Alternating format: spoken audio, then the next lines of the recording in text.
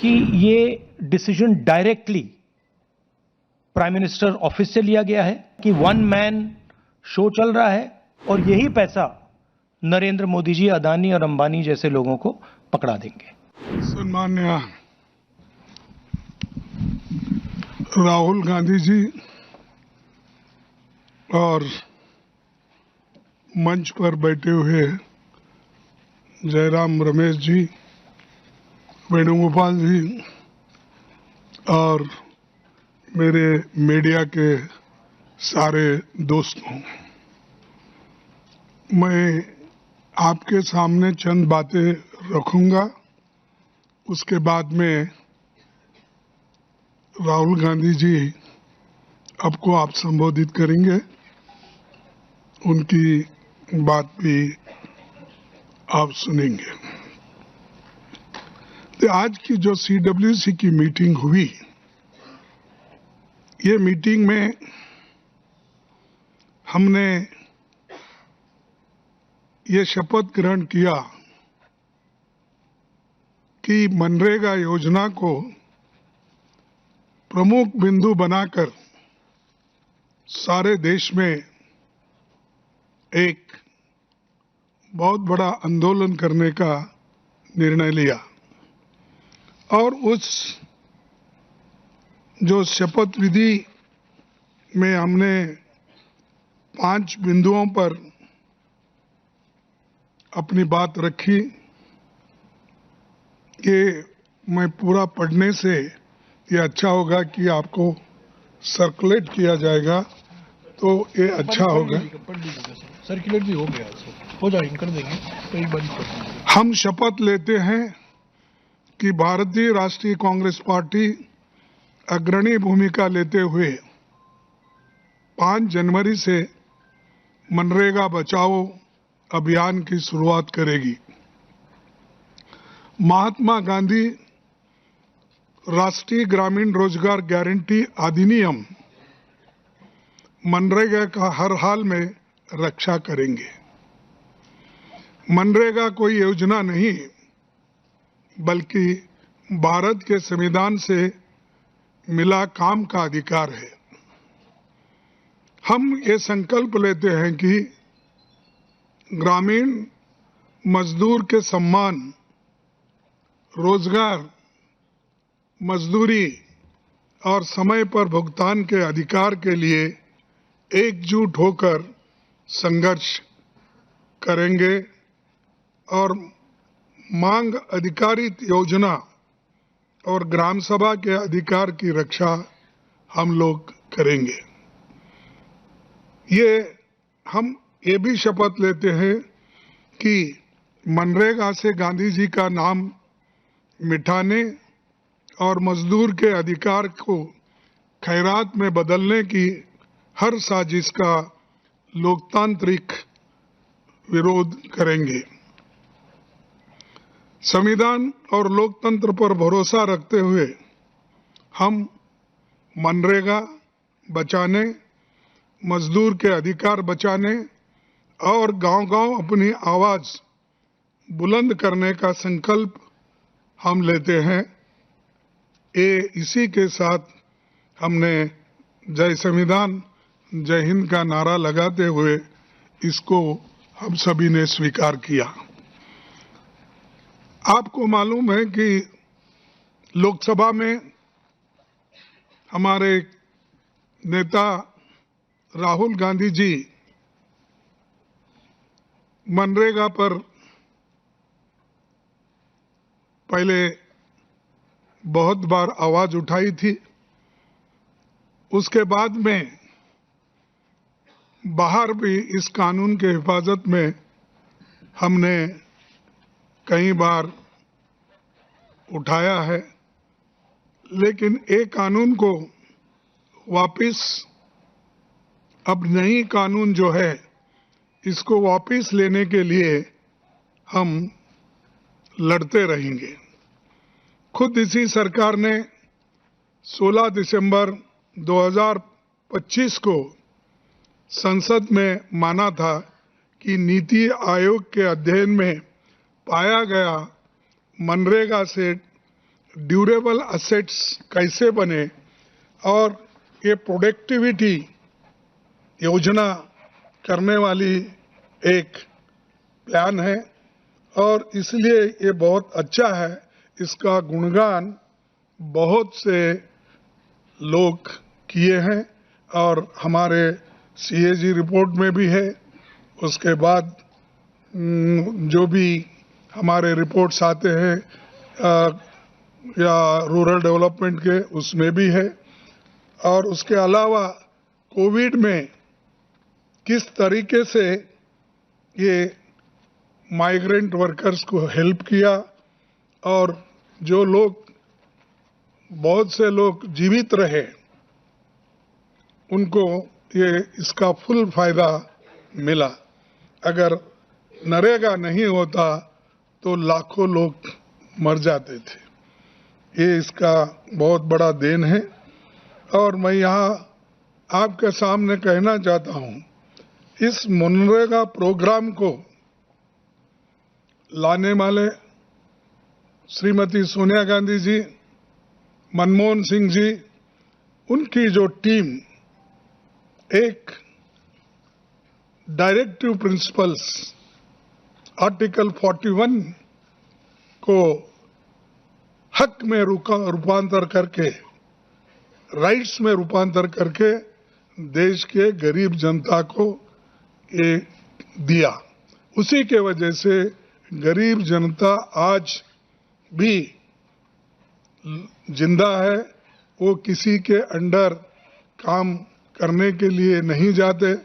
जब जरूरी होता है तो ये 100 दिन जो हमने पहले गारंटी दी थी, और कभी कभी जरूरत है तो इसको बढ़ाने का भी एक सरकार के पास अधिकार था, लेकिन ये सब इन्होंने छीन लिया। गांव, गरीब, कमजोर तबकों के लिए सबसे बड़ी मददगार रही मनरेगा। 11-12 से अब तक लगभग करोड़ों परिवारों को रोजगार मिला है। मनरेगा ने दलितों, आदिवासियों, महिलाओं, वंचित तबकों को गांव में ही रोजगार देकर सशक्त किया, पलायन रुका, गांव में बुनियादी ढांचा और पर्यावरण संरक्षण मजबूत हुआ। मैं ये कहीं बता रहा हूं कि अपने ही गांव में रह के जो छोटी मोटी खेती भी अगर उनकी होती है तो उसकी भी वो एक तरफ काश्त करके उसका लाभ उठाते थे, और दूसरी तरफ उनको जब मजदूरी नहीं मिलता था तब वो लोग नरेगा के स्कीम के तहत वो काम पे भी जाते थे। लेकिन ये सरकार गरीबों का हक छीनने में बहुत उन्होंने प्रयास किया है, और इससे देहातों में ही नहीं, जो लोग इस पर निर्भर थे वो सब लोग आज बहुत गुस्से में हैं, और इसका वो गुस्सा जो है इनके ऊपर बहुत भारी पड़ेगा। जैसा कि किसानों के 3 काले कानून थे, उसको रद्द करने के लिए जो किसानों ने लड़ाई लड़ी, हमने लड़ाई लड़ी, और जो पार्लियामेंट में राहुल गांधी जी, हम सभी लोग, इवन अपोजिशन पार्टी के लोग भी हमारे साथ आए, लड़े, उसी लिए उनको वापस लेना पड़ा और किसान भी भारी आंदोलन करे। उसका ये एक नमूना आपके सामने पेश कर रहा हूं। इसीलिए श्रमिकों की मजदूरी का 100% भुगतान केंद्र सरकार करता था, यानी 90% सेंट्रल गवर्नमेंट देती थी, 10% स्टेट गवर्नमेंट। आज वो 60% सेंट्रल गवर्नमेंट और 40% स्टेट गवर्नमेंट। इसका मतलब है कि स्टेट गवर्नमेंट पे भारी बोझा, आर्थिक बोझा उनके ऊपर पड़ेगा, और आर्थिक बोझा पड़ने के बाद कोई डेवलपमेंट नहीं होगा स्टेट में, और ये एक तरफा निर्णय लिया गया है, ना वो स्टेट गवर्नमेंट को पूछे, ना लोगों को पूछे, ना स्टेक होल्डर से पूछे, ना और जो इससे बुरी हालत में रहने वाले लोगों का भी, यानी पंचायत के मेंबर्स या तालुका या जिला पंचायत, किसको भी उन्होंने विश्वास में लेके ये कानून नहीं लाया। सिर्फ गरीबों को कुचलने के लिए और उनको दबाने के लिए ये कानून लाया गया है। इसीलिए हम इसका पुरजोर खिलाफ करेंगे, विरोध करेंगे और इसके बारे में हम लड़ते रहेंगे, सड़क पे भी लड़ेंगे, आने वाले दिन में पार्लियामेंट में भी लड़ेंगे। ये हम इरादा करके आज CWC में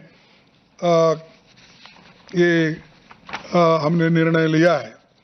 और जब भारत दुनिया की चौथी सबसे बड़ी अर्थव्यवस्था बन चुका है उनके कहने के मुताबिक, तो केंद्र सरकार ने मनरेगा जैसी योजना को तबाह क्यों किया? आपके पास इतने पैसे हैं, अरे बैंक से उठा उठा के अमीर लोग लूट रहे हैं। और जैसा कि अदानी, अंबानी, बहुत से लोग, इतने लोग हैं, जितना चाहे वो उतना बैंक से लोन लेते हैं, डुबाते हैं, फिर दूसरे का जाते हैं। तो इतने पैसे बैंक से वो निकाल के उनको दे रहे हैं। क्या मजदूरों के लिए आपके पास 30% और उनको देने का आपके पास पैसे नहीं थे? हिम्मत नहीं है आपकी? तो इसका मतलब ये है कि वो गरीबों के तरफदारी नहीं करते, वो सिर्फ अमीर लोगों के साथ है।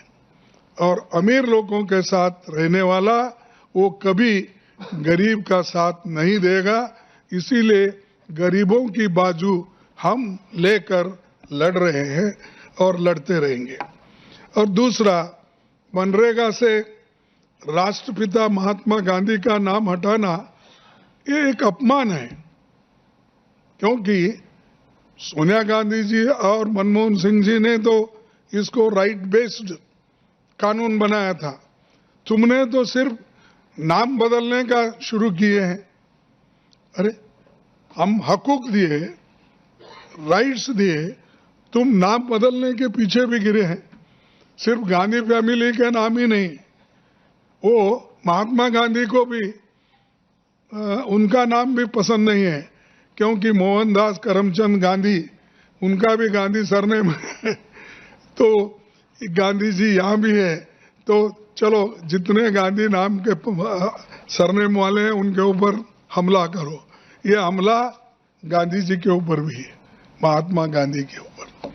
और एक देशव्यापी आंदोलन अपना होगा और इसके लिए सर्वसम्मति से वर्किंग कमेटी में माना गया है। और इसके बाद मैं यही कहूँगा कि हम जोर से लड़ेंगे, लड़ते रहेंगे। और आपका साथ मैं मांगता हूँ, क्योंकि आपके भी कुछ ये होंगे, थोड़ा सा आपको भी तकलीफ होगी, लेकिन सच्चाई को अगर आप सपोर्ट नहीं करेंगे, जो देश के संविधान में दिए हुए ये हकूक को अगर आप सपोर्ट नहीं करेंगे, तो एक बहुत बड़ा गुनाह हम सब लोग कर रहे हैं। तो इसलिए इतना ही कह के मैं अपने 4 शब्द को समाप्त करता हूं और राहुल गांधी जी आपके सामने अपनी बात रखेंगे। धन्यवाद। धन्यवाद खारगे जी, आप सबका यहाँ बहुत बहुत स्वागत। ठीक है, ठीक है सर। आप सबका स्वागत।